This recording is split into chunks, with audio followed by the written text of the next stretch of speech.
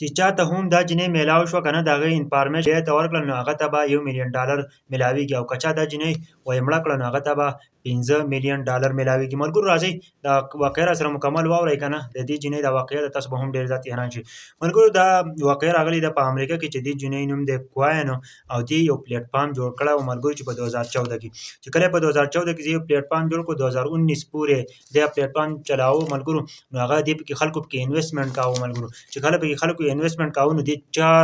4 لاک خلک څه وکړو دوکه خلکو له ورکړه ملګرو هغه یې دوکه کړل ملګرو چې کله دا راپورټ لاړو تانې ته لاړ ملګرو عدالت ته دا قصه لاړه که نه په عدالت ته دې پسې بیا عدالت باندې وارنټ جاري شو چې کله په دې جنۍ پسې وارنټ جاري شو نو کله چې په دې پسې پولیسان نالل ملګرو نو دې امریکې پولیسان څه وکړل وایي وجل د هغه نه پس ولګېده ملګرو چې د جرمن ته لاړه چې جرمن ته لاړه ملګرو دې یو بل کارنامه وکړه چې دا خپل دا شکل نه دی داسې ریبو د بدل کو خاص سرجریانې وکړې که نه چې خلکو ته ډېر زیات تکلیف و که نه چې اوس دا خو موږ نشو نیولی نو هغه بیا وویل که نه دا ډالر یې پکې ایښودل خو ډېرو خلکو کوښښ وکړو خو دا یې ونه نیوه. د هغه نه پس ولګېده ملګرو چې د صحافیانو ویل که نه چې دا به دې ملکونو ته تللي څو ملکونه یاد کړل که نه راځئ چې ستاسو سره هم شیر کړم ملګرو. اولنی دی پاکستان چې کېدای شي دا پاکستان ته راغلي او په پاکستان کې خپل ژوند کوي که نه نو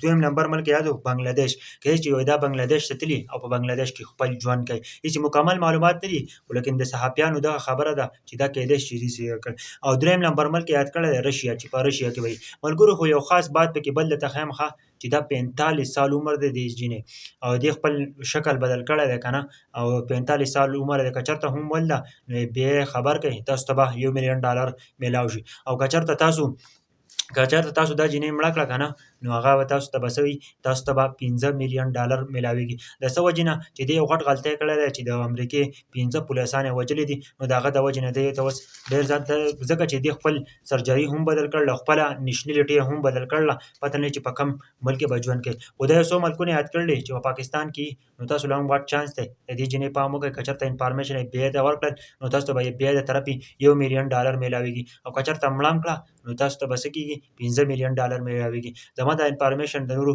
پښتنو سره ضرور شیر کړئ.